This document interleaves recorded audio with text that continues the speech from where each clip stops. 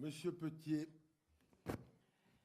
La priorité gouvernementale affichée est donc sur les économies, la réduction du train de fonctionnement des collectivités publiques, la responsabilité des collectivités locales dans l'inflation supposée des dépenses, nous dit-on, et l'a rappelé brillamment Jean-Paul.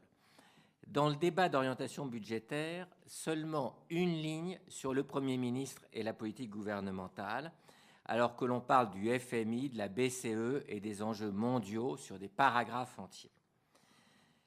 Pour une des rares fois en 13 ans, je t'ai entendu brillamment cette semaine, président à la CCI, évoquer la nécessité des économies de fonctionnement pour ne pas amputer l'investissement dont une partie de l'activité départementale dépend dans les travaux publics, le bâtiment et de nombreux secteurs.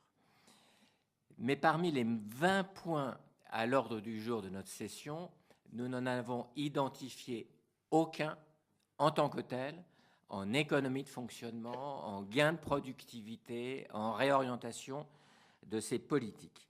Nous multiplions les colloques toutes les semaines depuis 13 ans sur tous les sujets possibles et imaginables, souvent avec beaucoup d'imagination, mais pas une fois, à ce jour, nous avons fait un colloque sur les économies à organiser, sur les gains de productivité dans nos collectivités locales, pour au moins y voir clair entre nous, nous donner des objectifs et arrêter des principes de politique commune.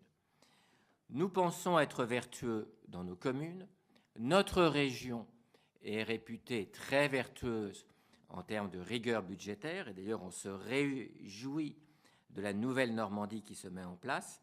Mais à quel niveau se situe notre département par rapport aux autres départements dans ce domaine ? Quels sont les objectifs qu'on se donne? Quelle politique arrête-t-on?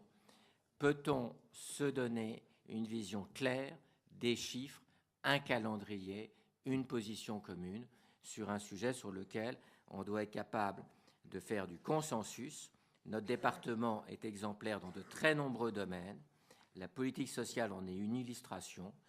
Eh bien, rejoignons ces politiques gouvernementales si c'est nécessaire pour notre pays et soyons clairs sur les économies et gains en productivité.